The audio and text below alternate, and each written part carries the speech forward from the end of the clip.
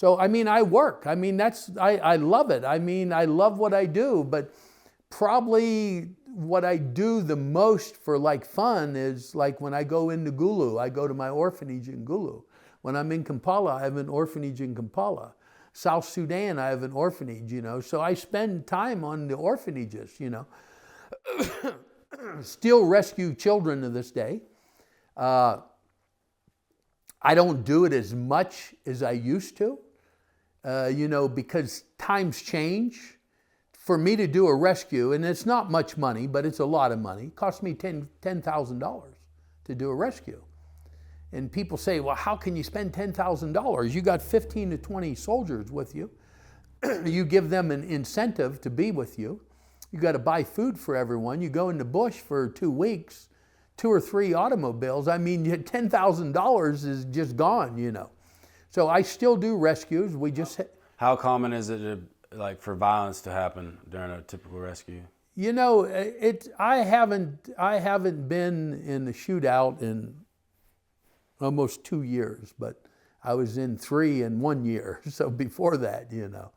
So, you know, it can happen pretty often, you know.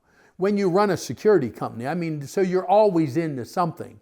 But as far as the rescues, I try to do 2 to 5 a year. Now, we just recently had one of our donors put up $20,000 for 2 rescues. Yeah, so the end of January, 1st of February, I'll be in the bush doing rescues again. Wow. Yeah, I'll be in Zone 1 in Congo. Yeah. That's great. And who are these people that you typically hire? You know, so I own the company. So I like to hire ex-policemen or military people. That way you don't have to train as much. You know, but our company's 35% women run. Now, I don't take women naturally into a war zone when we're doing a rescue. But I work with the military. When you go into war zones, it's not like it was 25 years ago, 28 years ago. You just went, you know. There wasn't even a government in South Sudan. So now everything's changed. But you know, it's something how when you're in God's will, God will set you up for His future. If I didn't own the armed security company, I couldn't do what I'm doing to this day. You know, when I travel in Africa, you know, I've machine gun on the seat, you know, sidearm on, you know, and it's all legal. You know, it's not like I'm some crazy nut out there doing something illegal. We own a security company, you know.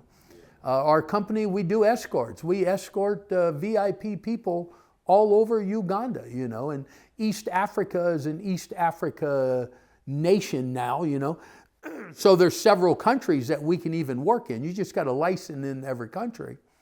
But no, I mean, so that's my life, you know, and I don't really go on vacations or anything, you know.